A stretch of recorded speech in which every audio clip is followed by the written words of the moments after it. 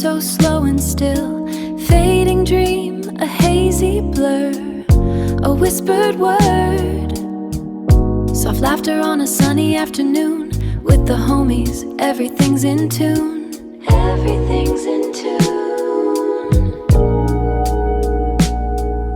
Alright everyone, welcome back to another episode of Cocktails with the Homies. My name is Daniel, I'll be your host this evening, afternoon, morning, daytime, sun's out. I'm joined here by a career bartender who has been crushing it for 6 years now. I've been doing it for 15, but I've actually been crushing it for about 3. No, not even. Non-consecutively. My man. My man. Honestly, a fucking great bartender in the city and in a great bar that's, you know, up and coming, doing super well in this block. Jesse, if you'd like to introduce yourself, tell us where we are, what you do here. So we're here at Happy Medium. My name is Jesse Ross. Happy's been here for about 2 years. We just turned 2 in February. Congrats. Happy birthday. Thank you. Yeah. How's it been so far, being in this?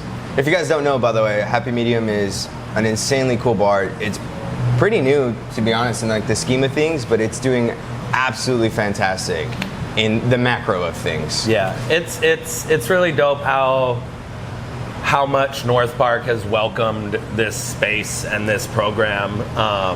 You know, because it's tough out here. You see it all the time. Really cool bars open, and they're closed in a year. You know, and it's not for lack of people being into it. It's not for lack of thoughtfulness or anything. It's just like it's fucking hard out here, you know, and people only have so many dollars to spend at so many places.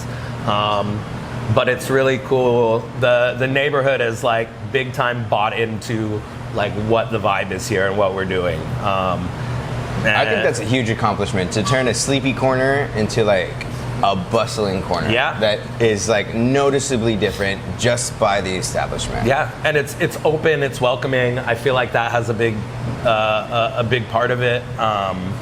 People will tell me they're like, it's always just super busy there. People look like they're spilling out the windows. And it's like, well, we have these open windows. We let people sit in the windowsill. Yeah. You know, so it's even on a day where it's maybe not as busy as it looks like, oh, there's people in there, they look like they're having fun. Sure. You know, and that exponentially grows it. You know, people want to be where other people are having fun. So it kind of takes that whole like dive bar and flips it upside down. Yeah. Right? Like a dive bar is like dark and dingy and hidden, and here it's like 100%. Bright and open, but you still get that like that family vibe. Where the people are. Yeah. Like you'll get that real ass bartender. Yeah. And I think that's the ethos that Christian has and that Eric Johnson has, that I have always had. You know, I kind of came up under Christian and Johnson as far as our schools of learning. Mm-hmm. Well, let's talk about that. How did you get started in the bar industry? Like, where did you get started here? So, I came upon the bar industry kind of tangentially when I lived in San Francisco. So I'm from here. I'm actually from North Park. Oh, born and raised North Park. That's right. I moved to SF when I was 17. And I did not have bars on my radar at all. I had the pleasure of working in the city, but not in bars. But I had a couple roommates that were kind of fledgling bartenders at a couple like cool restaurant groups in San Francisco. Actually lived in this house together. And one of those guys was Jesse Vita, who now is in Singapore. He ran Atlas Bar out there for years. Fuck yeah. He's now the global brand ambassador for Mr. Black. Nice. And then Gabriel Lowe, who he went to Bangkok, but is now in Singapore as well. They run a bar called Catbite Club. But when I moved back down here and my career path kind of took a turn or a dive or however you want to describe it, and I was like, oh no, I have to like start from scratch. Those two guys vouched for me with Eric Castro when they were opening Polite Provisions. No, nice. So I started as a bar back there. That didn't work out so well. I was very green, but Anthony Schmidt, who was helping open that spot, who had been at Noble Experiment since they opened, he saw something in me that like I don't even think existed yet, if that makes sense. He was just absolutely. Like, he was like, oh, why didn't you work on Friday? I was like, oh, they took my Friday shift away. I don't really, like, I'm losing shifts. I don't know what I'm doing wrong. I asked someone, he's like, we're going to get you in at Noble. I was like, shit, if you can, like, I'll work hard. Like, I don't know what I'm doing, but I'll work hard. Like, that's all I can promise you. And that's really where I got my foot in the door. I think that's more the beginning of the origin story, was Noble. And back then, man, that was a very intensive position. Like the barback shift there was like 12 hours long, and it was like a fucking crash course, dude. Like it was, you are touching every single thing behind the bar. You are juicing all the juice fresh every day. You're making every syrup. You're cutting every piece of fruit. You're setting up those wells. So by the time the bartender comes in, everything is done. And you're just like sweating your ass off, and then you're like, I have to change and get ready for service, And I don't think people kind of realize how competitive that is. Like someone who doesn't know about bars is just like, well, they just juice and they just make syrups. But like in the scheme of things, if you're like a new bartender bartending at a place like that, you're just like, well, shit, if this bar prep is gonna know more than me, like I have to know more. Oh, so, for sure. In the scheme of like, expanding and like being a part of a great group, that is kind of like daunting. Like you have to know a lot as the bar prep. And it was a lot coming in as a bartender. It was a lot. It was a lot of information all at once because I was a punk ass little kid, dude. Like I didn't really have that great of a work ethic at that point. I certainly didn't know anything about craft cocktails or the restaurant industry, really. I delivered pizzas when I lived in SF, but like I didn't have a understanding of the inner working or how much went into that. Mm-hmm. But I think it low-key saved my life at that point because like I was a little turd, dude. Like, and it there was no option. It was either it was sink or swim. Yeah. And they were, honestly, it was a different time. They were tough on you, but I think for what I needed at the time, it was helpful. I don't promote that that style of management now, but like for where I was then, it was very helpful. And then that is kind of like an apprenticeship there because you are doing all that barback stuff, but you're also working under and very close quarter. That bar's tiny. Yeah. And so you're working, you've got one bartender on your left, one on your right. You're super dialed into what they're doing because you've got to refill their stuff and like. What a brutal life to be hands reach from two bartenders. Oh my God. Dude. Yeah, close enough to be hit with a bar spoon if you're doing the wrong thing. Yeah. But once they deem you like ready or there's a need for it, it's like okay, like you're getting called up to the show, and that's when you really have to start. We were expected to learn like the compendium, Sure. Because for people who don't know, that's like a thick book of recipes. Yeah, that you need to know. The thickest book. I've forgotten probably more cocktails than a lot of people will ever learn, But back then, we were probably maybe 75% dealer's choice cocktails, and you weren't supposed to wing it. You were supposed to be pulling from classics. Yeah. Like, don't just go in there and start fucking around. They're like, no, you need to know, okay, somebody asked you for a refreshing whiskey cocktail. You need to have... we'd get tested. Like, give me 10 refreshing whiskey. Give me 10 rye direct. Get like, bam, bam. And it's like, oh God, like, luckily, I think my brain was still spongy enough at that age that I could like retain all that, because I'd never cared about anything that much, you know, like, and I was like, okay, well, if this is what we're doing now, if this is our direction, like, you want to be good at it, you know, and I think the time and the place of what Noble Experiment was in 2012, 2013, you know, I wasn't by any means the opening crew, but I think I was like, I feel like by then they were like the second gen. Yeah. You know, I'd say maybe now we're in our like 5th or 6th gen of that. At that point, they're like in the thick of it, right? In the height of them getting noticed. They were pushing as much as they could craft cocktailing at that point, which was like just not a thing in the city. I don't think in 2012. I think it was the height of craft cocktails at that time. You know, and Polite really was, you know, when they opened, that was the birth of kind of large scale, you know, people line out the door. Straight up. Doing it in volume, draft cocktails like we were talking about. But Noble at the time, I think it was this really special time and place where people were so dialed in and being creative and focusing on the roots, you know, all those classics and stuff. I feel like what a crazy scale to live on. Like, you went from a place where every craft cocktail, everything was intention, every single drink, and then, not that it wasn't at Polite, but you know, you have to give a little bit of that up to be able to mass produce, right? Oh, 100%. And I mean, Noble has a bars, or like a restaurant sitting of what, like 20, 25, 20? 30. Yeah, you know, 35 you know, if they're skinny. And Polite is over here, like, what, 75? I think over 100 there. Over 100 now? Yeah. Well, with the patio now, yeah, I imagine, y'all get packed over there. Well, they do, but... And it was literally like, I will say I had fully drank the Kool-Aid at that point. Like, I was bought in because I was sold something. Sure. You know?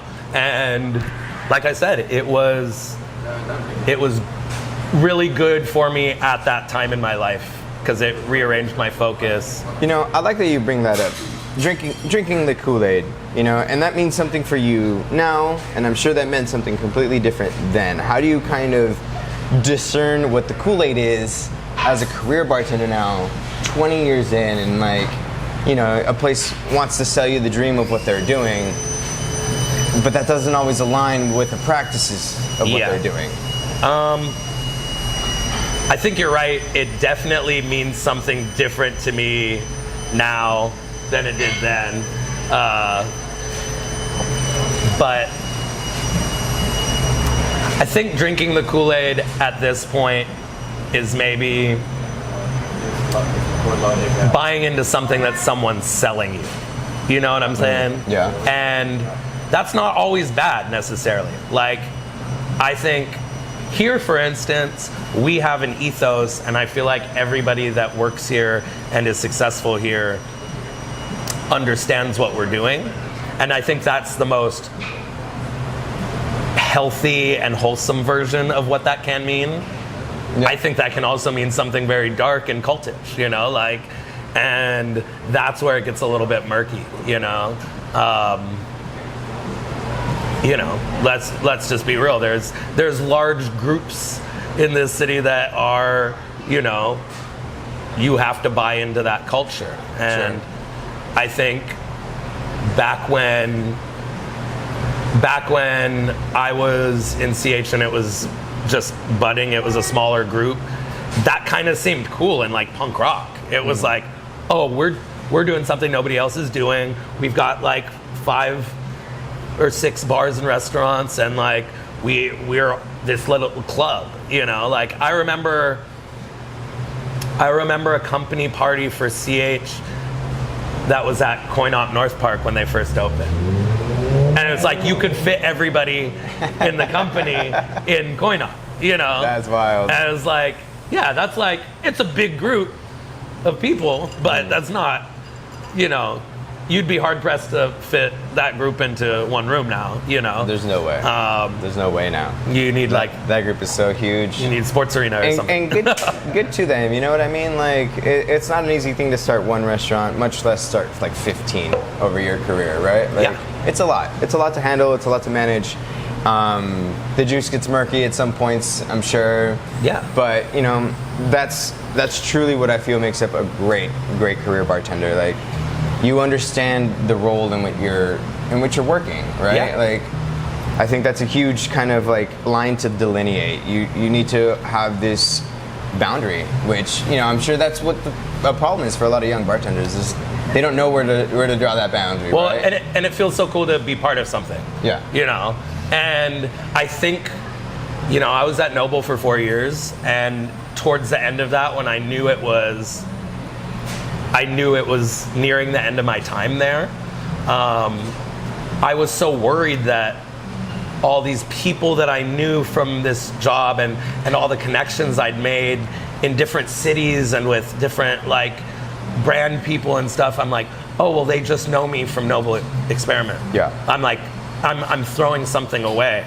And then when I got the call to go to Sycamore Den to be the bar manager there, it was... Good old Sycamore. Good old Sycamore. It was eye-opening because I was so worried I was losing all this stuff, and really I left and these people are still my friends. Yeah. These connections I made are still tight bonds, and I'm just spreading my wings, and it was going from a group that was growing rapidly to a bar that was owned by one person. And funny enough, like Eric Johnson and Christian Siglin, they both came from CH. They helped open Noble and Craft and Commerce, and they left and they went and opened Sycamore Den.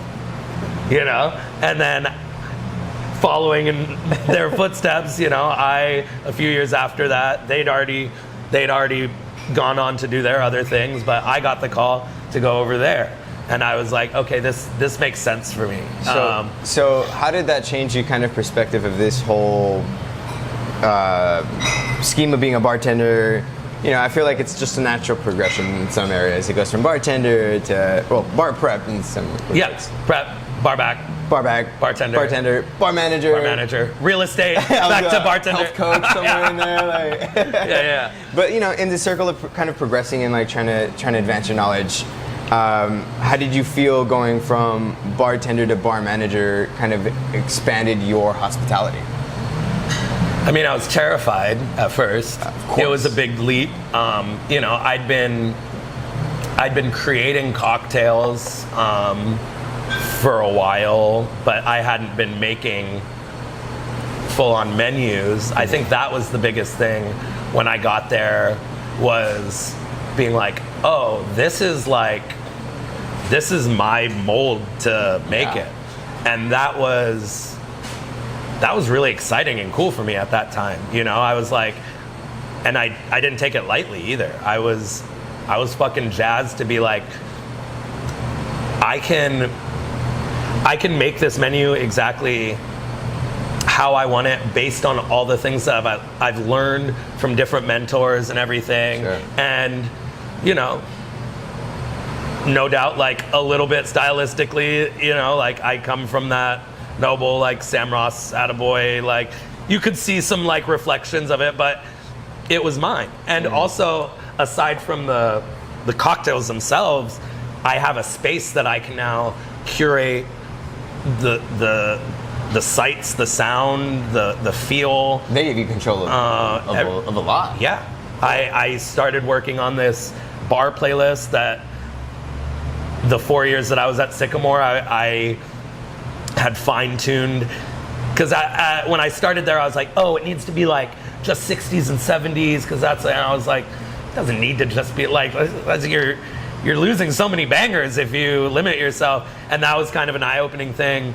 I still use that playlist at bars, or if I work a pop-up, like if I'm doing a private bar, I'm like, dude, I've got a 48-hour playlist of shit that's all dope in a bar. My man. Maybe not every bar, you know, like some bars are a little more specific, but this is like probably any bar that you're gonna see me working at, this playlist would work. And then like the stuff on the TV, the events we're doing, the people we're working on, the brands we're bringing on, and the brands that we're getting rid of, you know, like it was so, it was a lot of power for a young guy. Yeah. But you know, you bring up a great point. I think that I don't think many bar managers that have done this, or like bartenders that have had that opportunity to deal with that, have brought up, and it's the entirety of the experience. Yeah. So you went, not only do I have to create a great menu, but shit, they're gonna be listening to music. But fuck, they're gonna be like looking at things. Yeah. So, you know, you expanded just from like a great drink, which is, you know, good, a great thing. Like as a bartender, bar manager, like yes, the drink is great. But and I already, that's kind of an ownership shoe. In a space like that, it's like, okay, you've been told what the aesthetic is. You've been told what it sounds like and what it looks like and what it smells like even, you know, like, and then it's like, oh, there's not somebody breathing down my neck. This is in fact my job that I've been tasked with. What a fucking and it's awesome like, step, man. Yeah. And I do honestly think like those years that it was first me and Eric Giger, who's in Sacramento now, and then me and Garrett Thor, who's at Kingfisher now. You know, those years I really think were some of the best years at that space, and it was a time and a place in San Diego. You know, it was where our friends were, you know, and it's where people wanted to be. It was everybody feeling comfortable and safe, which is a huge thing, and that's part of our ethos here, and part of what the ethos of what I think a bar should be. 100%. You know, you should always feel safe in your bar. and it was fun. You know? So pulling from this moment, right? You were in a craft cocktail bar. You started bar managing. You seem to now, right? You seem to always, you seem to do everything from craft to be in your trusty neighborhood bar. Yeah. And Turf Club in there too, whatever you call that. I would call that your trusty neighborhood industry bar. Yeah. Like, yeah. I call it fine diving. I stole that from Trevor Easter. Sorry, Trevor. Trademarked that shit. Sorry, Trevor. Should have trademarked it. Yeah. So do you seem to gravitate nowadays to one more than the other? I would say I know the answer, but I want to find out why that answer. I mean, I consider myself super lucky because I literally work at my two favorite bars in the city. You know, not everybody can say that. And some people could say that, but they're probably lying, you know? I genuinely, for different reasons, like Turf Club and Happy Medium are my favorite bars in the city. And it's because of those things we're touching on. It's like, it is a neighborhood bar. You can go there and feel safe and comfortable. You know that the people working have your back, you know?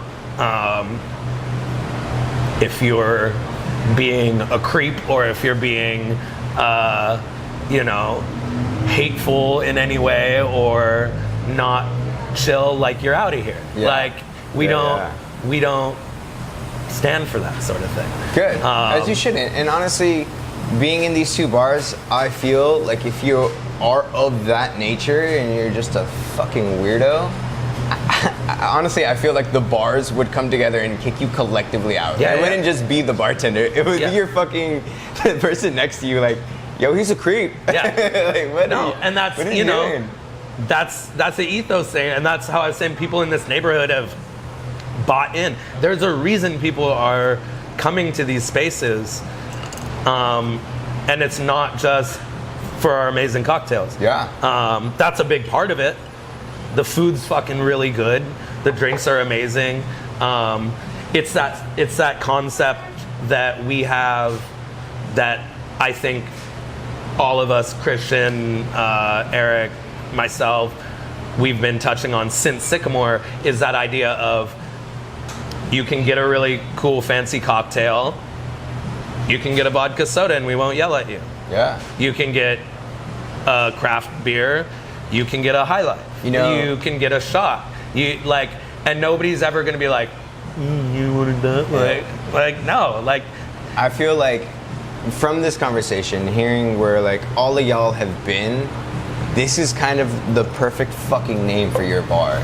Because you are the happy fucking medium. Got it. You guys have been beaten in ding, ding, ding. cocktails and like fucking high-end, avant-garde, whatever, mixology. And you've also slummed it in the bottom. Yeah. If you guys have never been here, come find your happy medium here. It's so fucking cool. Honestly, I love this place. It's a silly joke, but it's exactly what that is. And I think beyond this bar or, even just this city, I think that's the way the pendulum is swinging. Like, I think people were so into gastromolecular science, tweezer shit, and they're like, okay, I had it. Like, I had the foam. Yeah. Cool. I had the clear cocktail. Yeah. And that bar closed down because their pour costs were astronomical. I was super into the speakeasy, but I wanted a place where I could go with 10 friends and be welcomed. It's like, and not go broke in the middle of it. I think the pendulum is swinging like industry-wide to this idea of that middle ground. Like, I believe it, man. You should be able to get, like, we put a lot of thought into these drinks, but we make them so you can get it really fast. Like, sometimes this place does get busy and you're like, you look around and you're like, dude, I'm like, every seat is full, it's 4 deep, and I have like tickets to the floor, and then I'm like, bam, bam, bam, bam, bam, down, bow, and then I'm like, oh, I'm chilling. And people, like, that's amazing. We've touched on this before in this, and people really think that making your process more efficient means less. And I've honestly argued with fucking bar guests, like anime, who expect this like $30 cocktail in a $30 presentation, and I'm like, they want you to do 30 touches. Look, brother. I'm like, look, my guy, I have one fucking well here. No, and like, I think it's more impressive. Exactly. As long as you are getting that consistency. Yes, sir. And so there's key points that go with it. Oh, there's for sure. There's things you have to hit while making this drink. Yeah. And I think you guys do it well here. I think you hit the notes, you hit the flavor, you hit the freshness. Yeah. And I give all the credit to Eric Johnson and Christian Siglin for their experience with everything else they've done leading up to this. And they're like, when we open our bar, our own bar, this is what it's going to be. I always give them the credit, but at the end of the day, it's a team effort, and it's all of y'all that get the credit. For sure. It's Vaughn crushing it at prep. It's you crushing it during service. Yes, they had a great idea, and yes, they're funding their dream and everything, but, And I'm sure they realize the same. They'll say the same thing. It's you guys sitting there. I've never been at a bar that's more democratic in, like, our R&D. It's like, sure, like, this cocktail started out as one person's idea, and then we all sat down and we all dissected it, and we all like put our little, oh, what if you did that? Oh, shit, I didn't think of it. Try it that way. Not that way. Okay, maybe what if you did? So like by the time you're done with it, there's very few drinks that are like, oh, that's Jess's cocktail. That's Jesse's. It's like.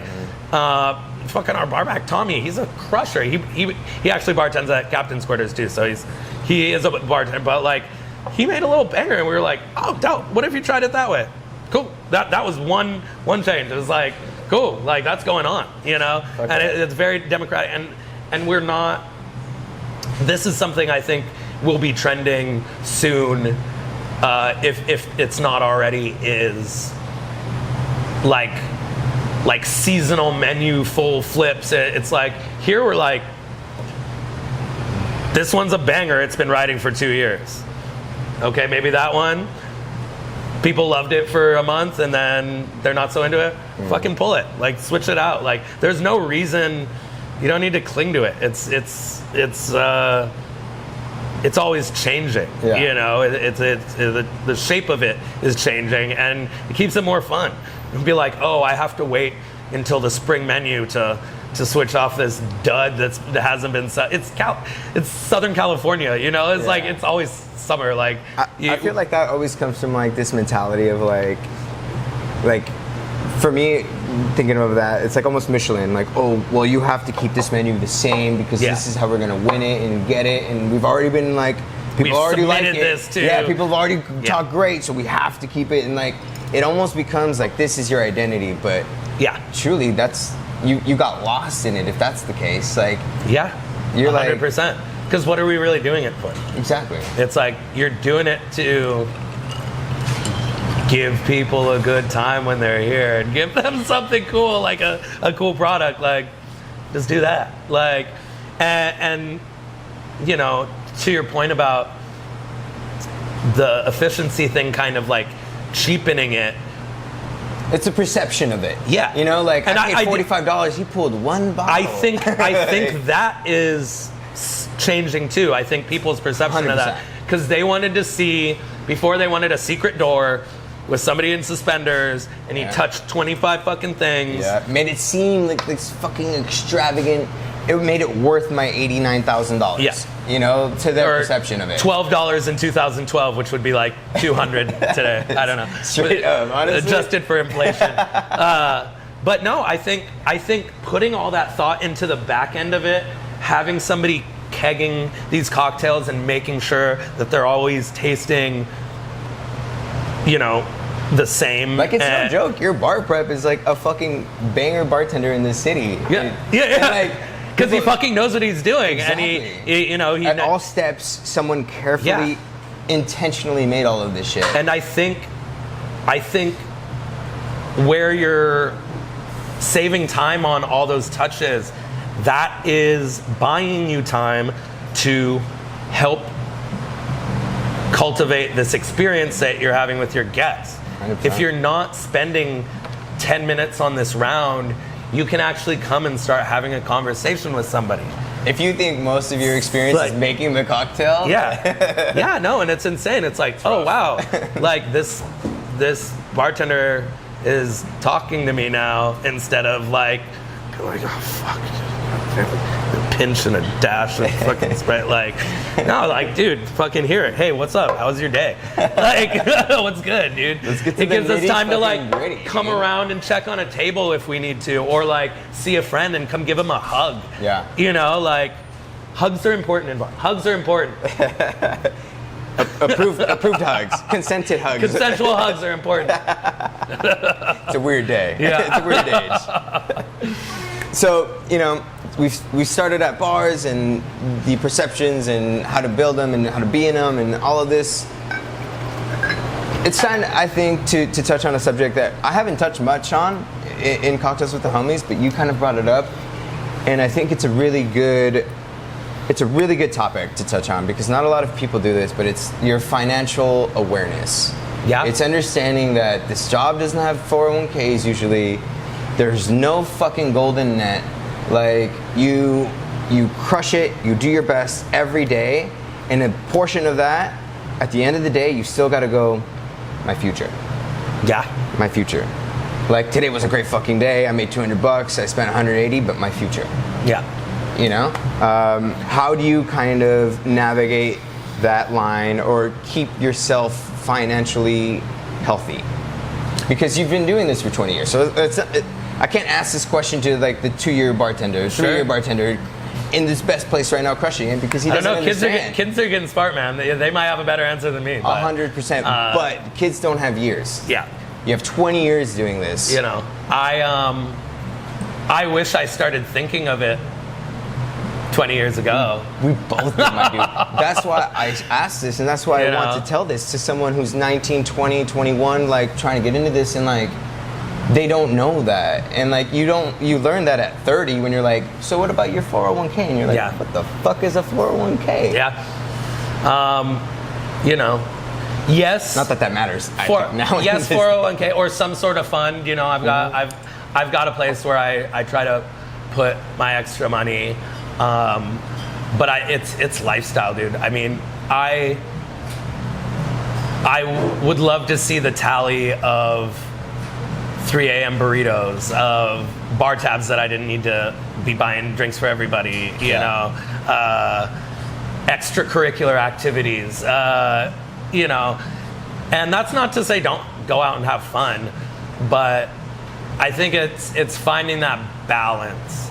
And I think it's so easy to get swept up in this industry with, you know, there's something every night. Mm-hmm. If you're looking for it, there's something going on every night. You can always find it. And that's not just for physical health, but for mental health, for physical health. You don't need to go to everything. Like, sorry, brand homies. Like, I'll be at one or two of these things that, you know, but like, it used to really feel like, oh God, I have to go, gotta do this. I gotta go to this one too.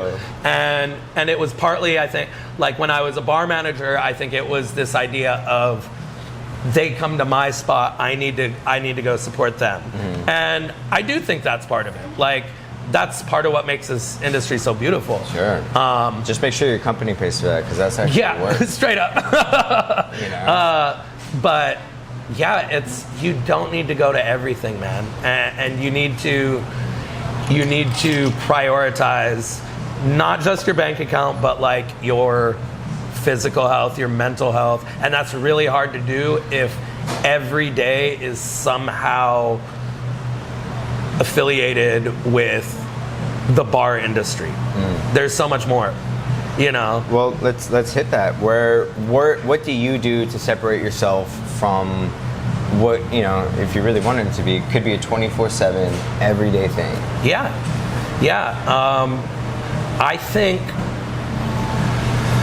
think to that point of like getting out of that box sometimes. When I was younger, I think it was, like I said, go. It's all bar industry all the time, and that became my entire personality and persona. And I think the best thing a bartender can do is do those other things, like travel, fucking read a book.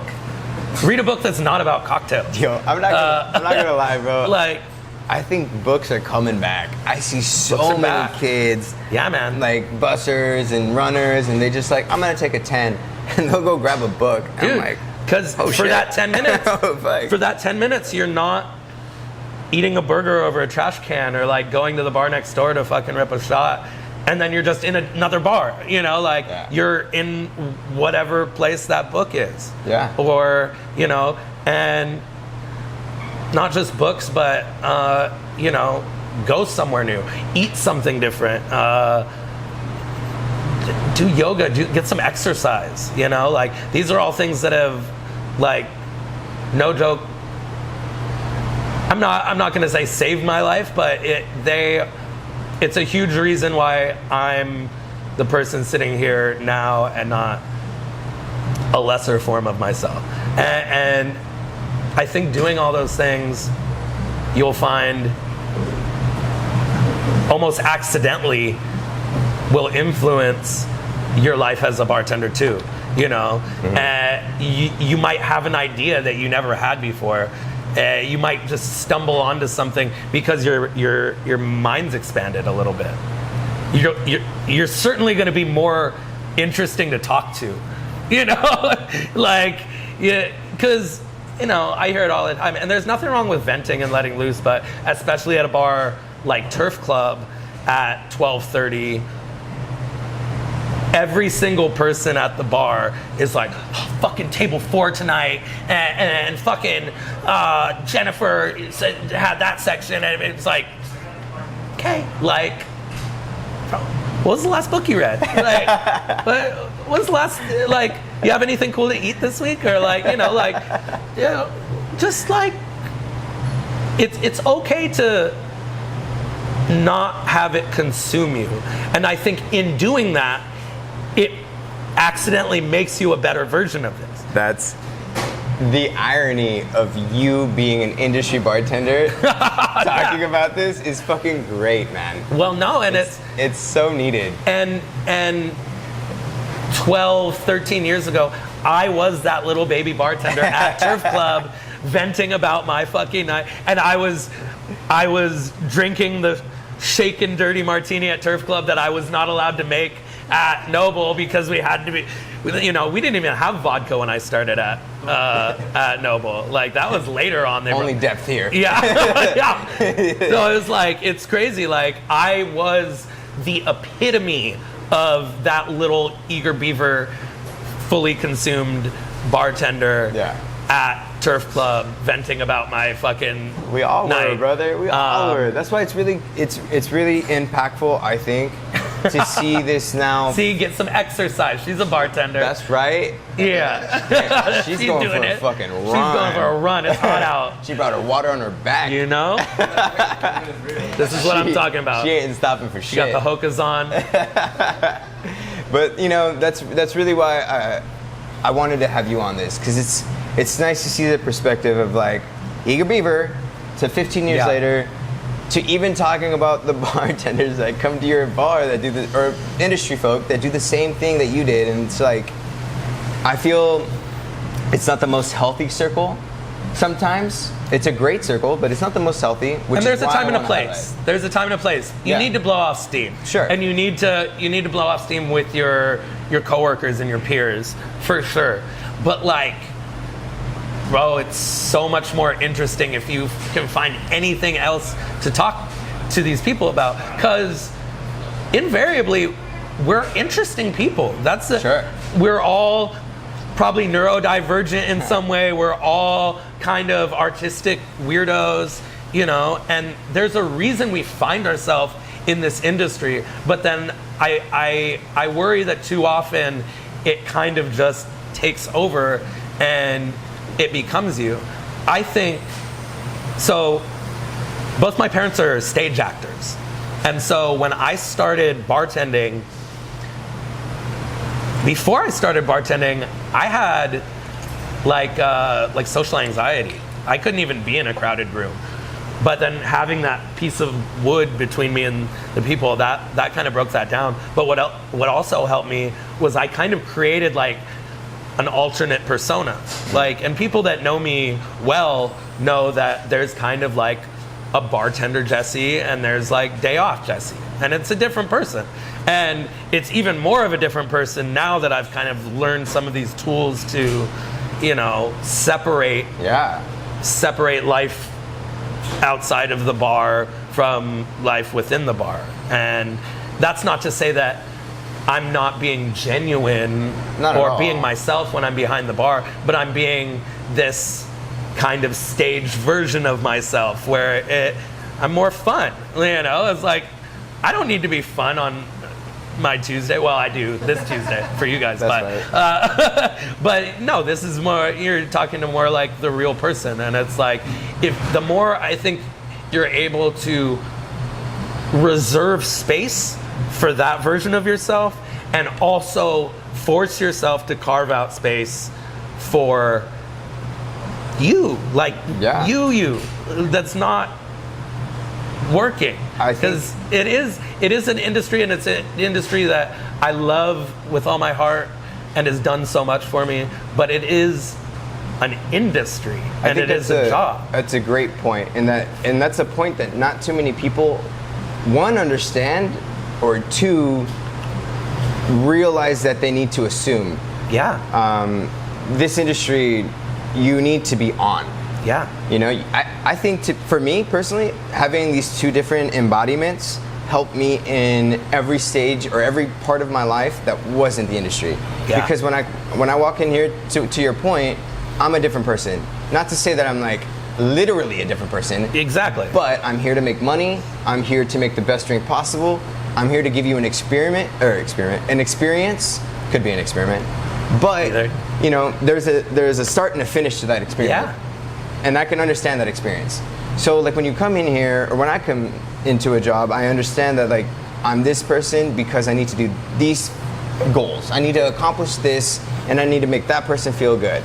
That's what I need to do here. Yeah. That doesn't cheapen you when you're not here and you're like, I don't need to make this person happy. Right. I don't need to give this person, you know? So to me, when you say that, it's a really good point to like really internalize for people watching. It's like, you are two different people. Not to say that you're actually two, but your mentality needs to Inside switch. you, there are two wolves. You know what I mean? Because, you know, the wolf that is working is not thinking about your future. They're not thinking about your college fund, your debt. No. They're working about partying, and they're thinking about, you know, making everyone have a good time. Creating an experience, and at the end of the day, and as going a home with a consequence, paycheck, you're gonna have an experience. You're gonna have fun. You know, it's hard to not do that. And that when other you want to give version back. of yourself, if that's all you're focused on, that version of yourself is gonna suffer. Exactly. And you know, it sounds corny, but it's like that version of yourself is gonna be less fulfilled. 100%. Which is like something that I had to start reckoning with.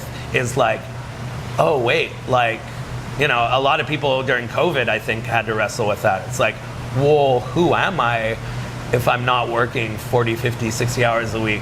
Who am I if I'm not, this isn't my whole fucking personality, if I don't have to put on this tie and go to work or suspenders or whatever they're fucking wearing? Then you see what conversations you have naturally. Yeah. You see who you gravitate towards normally. And I think that was a bigger wake-up call than just being alone. It's just like people realize who they wanted to be with. And I don't think that aligns so much with what they wanted. And that's what I'm saying about, like, dude, have experiences outside of the bar. Go, music, books, travel, like taking care of your body, which is a recent development in the last couple of years for me. It's like, let's talk about that. You know, clocked off Jesse. What do you do to kind of bring yourself back to this state of like, you know, neutrality within this other side, right? Like, it's work, dude. Yeah, it's work. I'm sure it is. You know, in the last few years, you know, a few years ago, I got back into yoga, which years ago I tried and I was like, it's not for me. I just wasn't doing the right version of it. That's been straight to vinyasa, 100 degrees. Yeah. I mean, it's win it. It's chill. You know, not core power, no yoga, but just chill. Yeah, just it's a breathing exercise. I mean, I got sciatica for the first time, like post-COVID. It was like the worst pain I ever had, and I had to just start like, okay, this is, you know, I had a bad knee, and then I worked for 10 years in the bar, compensating on the other side, then that side, that knee went out, then that knee bone's connected to the hip bone, you know, and I was watching the dominoes fall. I was like, this is just literally like, I've been doing no maintenance for over a decade. And so this first yoga, now it's yoga, chiropractor, acupuncture, massage therapy, gym. It's a full like spectrum of like, okay, like I have to dedicate my time to this or else I'm gonna be miserable physically. And that a lot of that too is like, oh, I'm seeing now the relation of mental and physical within one person. It's kind of big, man.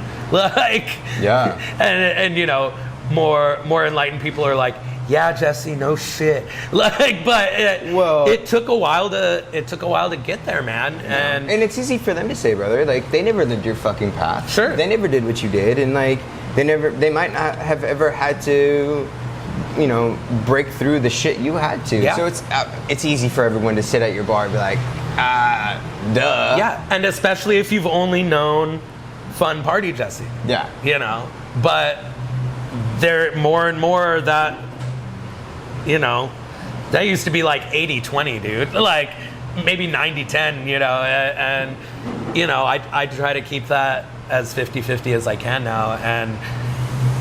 And like I said, there's an inadvertent in doing that. It also makes this bar version of you better. Because like I said, you have more energy to spend with your guests. You have more interesting things to talk about to a stranger or a friend. To that point, I'm gonna open up a little bit, Jesse. To that point, exactly, to that kind of bartender you are and were. When I wasn't going through my best moment in life a couple years ago, was probably the first time I ever met you, maybe the second. And you walked up to me, and I was like, in my bullshit at the other bar, and you walked up to me and you went, "Hey man, I'm not gonna not serve you, but I'm just letting you know you're getting there, brother, and you need to stop."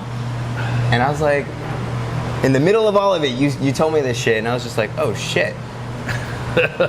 Close me out.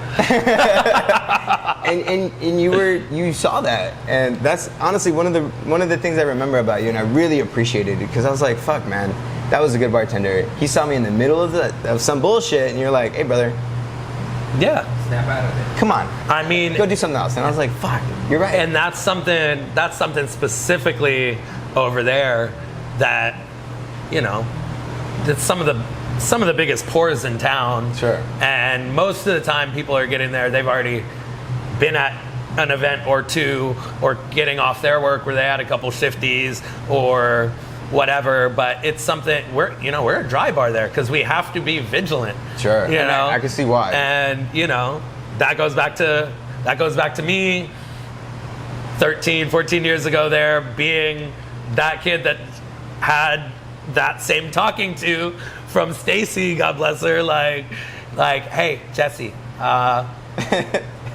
you're good. Yeah. But here's your check. It's like, I did that last night. I did that for some of my coworkers here last night. Oh, man.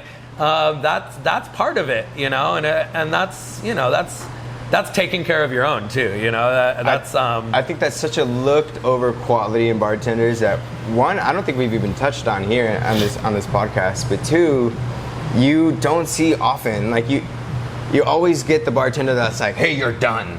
You're fucking a menace, blah, blah, blah. You don't got to make a fucking show of it. You know what I mean? One, that's great hospitality, not making a show of it. But two, it's like taking that extra step to be like, hey, look, bud, I see you all the time. You're good. Yeah. Do your thing. But maybe move on. It's all good. Tomorrow's another day. Because that's more, I feel like that's more productive.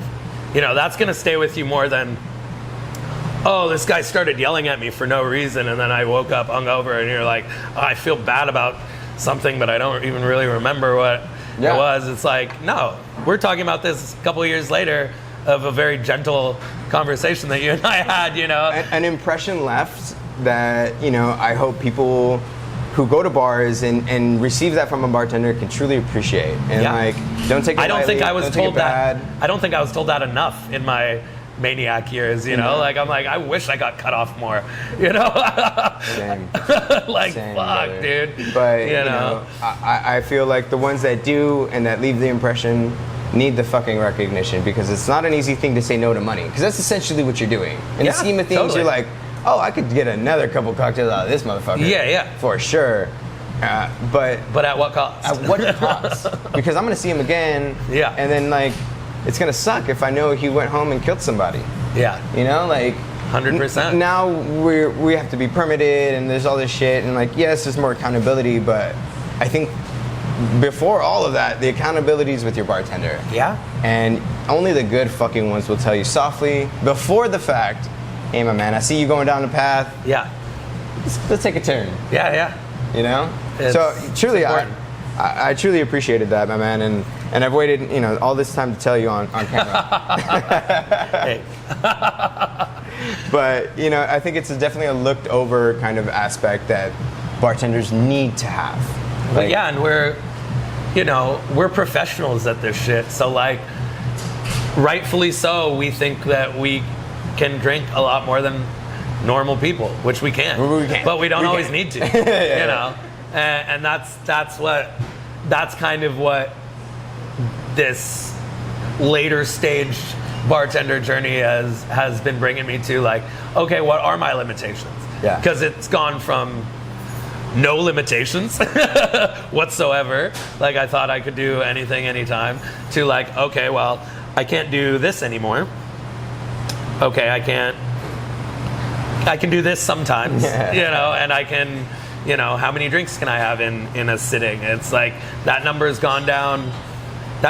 For me, that number's gone down twice in the last 2 years. And that's okay. You know, like, I don't feel like any less cool. I'm still cool, guys. I'm still cool. But, you know, that's just the reality. Because I don't want to be out here slipping. You know, I don't want to be out here making an ass of myself, and I don't want to be sick. You know, like, if I am gonna continue to do this at a high level and be happy and be physically okay and mentally okay, then you need to start thinking about it. Yeah. You know, and if somebody's like listening to this or watching this right now. If somebody's listening to this or watching this right now and they're like, I'm good, you probably are. Like, you're going to come to that on your own. Yeah. You know? Or you're not and you're delusional. But either way, you're going to have to come to that on your own. The universe is going to make you figure that out. No, it does. And it did for me in a major way. Yeah. That I won't go into it too much, but like, I had a pretty serious wake-up call that was, oh shit, like, I'd already been changing so many things about my life, and I had this notion that I was like, oh well, dude, I'm doing yoga, I'm going to the gym, I'm getting my acupuncture, I'm doing all these things, I'm drinking less, and then bam, it's like, oh, that shit can change in a day, you know? Sure. That can change in a second. And then you're like, okay, well, I have to make some more adjustments. Mm-hmm. And that's when you really start thinking about it. And that point comes different for different people. I also see young people that are just like young in the game and they're like, nah, I've already figured out all that shit that took you 20 years. I'm like, okay, well then I don't have any advice for you. I don't know, like, good job. Fucking like, blessings to that's them. fucking amazing, you know? This podcast is kind of for you. Yeah, like, well then, I'll go fuck off. I don't know. I don't know. Ask, do you have any book recommendations? Like, shit. But... You know, in your progression of that mentality, I feel it's like the progression of me here interviewing bartenders. It started off as a drunk thing, like, not even drunk. It started off as us getting drunk, having ideas, wanting to do better. Yeah. But it being correlated with drinking, and then slowly it's you like... want another drink? No. Turn off the camera. Talk about wellness right now. Oh, right. Shut the fuck up. Wellness. Yeah. Yes. Fuck. You know, it did start like that. And then, like, in talking to people and getting various bartenders in various stages of their life, it's just kind of understanding that, like, fuck, man. I hope they take this, and I hope some fucking 19-year-old sees it before they're even able to be in this industry. Yeah. And take all of this shit and be like, internalize it and try to understand that everything that we've said and all the people I've put on superseded it just being a fun time. Yeah. It is now a thing. I get people coming up and being like, yo, it was really cool that I saw that, I heard that, I saved that clip, whatever it is. It lends to what you've been describing as your journey, right? It's like getting more conscious of yourself, of your reality, of your perception of your own body, mind, and spirit. Like, it really all just lends to all these esoteric things because it starts off as food and as drink and as conversation, but as the more we get into it, the more we get down to it, it really is an industry about people, about like real raw shit. Like, food is the catalyst to understanding someone's life. Yeah, 100%. So honestly, Jesse, I really appreciate you being here, my man. Like, I really wanted to get you on here because I know you've been through some shit, dude.